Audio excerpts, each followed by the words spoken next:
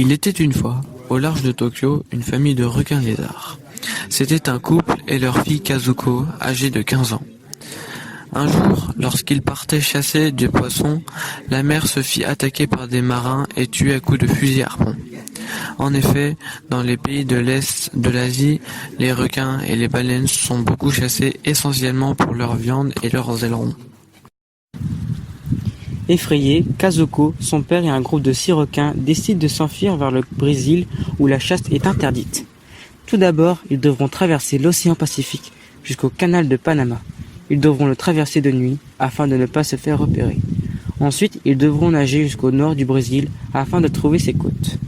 Durant le voyage, ils se font attaquer par des pêcheurs en plein milieu de l'océan Pacifique et 5 requins du groupe se font tuer. Heureusement pour nous, Kazuko, son père, n'en font pas partie, mais se retrouvent séparés dans la panique. Kazuko et le requin restant partent tous deux vers le Panama.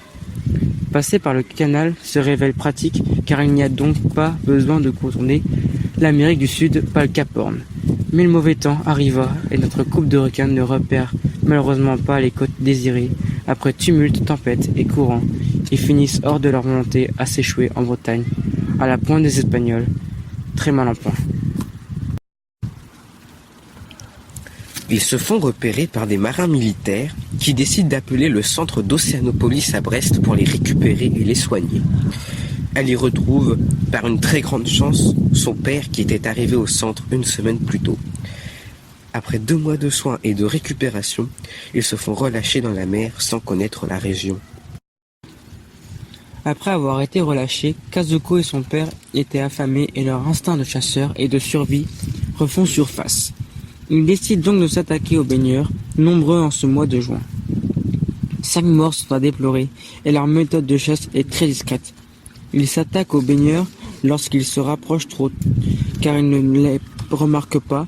Les requins sont tapis au fond de l'eau.